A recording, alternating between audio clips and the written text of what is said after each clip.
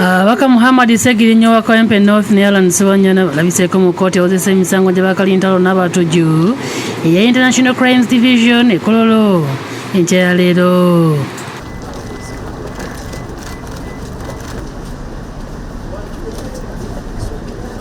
Kkooti ebadde ekubirizibwa omulamuzi alabiseeko Muhangi wabula ng'okuwulira emisango egivunaanibwa abantu bano tekugenze mu maaso oluvannyuma lwa bannamateeka babawaabirwa nga bakulembeddwa Musamira Muyizi Mulindwa okutegeeza kkooti ng'omubaka Ssegirinya bw'akyali omulwadde ate munne Ssewanyana azze ku kkooti nga tasobola kutambula era n'asaba kkooti omusango guno okwongezebwayo asobole okugenda e Nairobi okufuna obujjanjabi.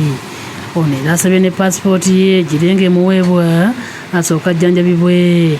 Ayongeddeko nti munnamateeka munne Geoffrey Tuyamusiima asobodde kubeerawo kulaba waabirwa olw'ensonga nti olunaku olw'eggulo yabadde mu kuziika munnamateeka munne Anthony Wameri.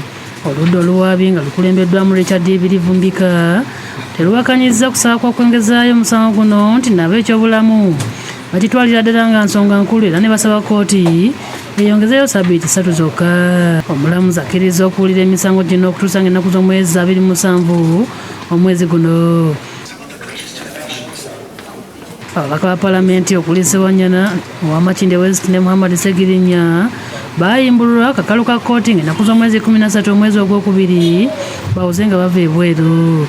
Ababaka bano bavunaanibwa emisango 6 okuli ogw'obutujju, okuvujjirira abatujju n'ebikolwa eby'obutujju, okutta abantu e Masaka ne Lwengo nga bakozesa ebijambiya ng'etemu yolerayo omwaka gwa 2021. Oluvannyuma lwa kkooti toogeddeko ne munnamateeka. Ngenda kwetondera kkooti n'eggwanga okuba nti nasobodde okuwaliriza abantu abaladde okujja mu kkooti olw'ensonga ze mbawadde mu butuufu mentally, physically, medically bano ababaka tebanakuba ready for trial.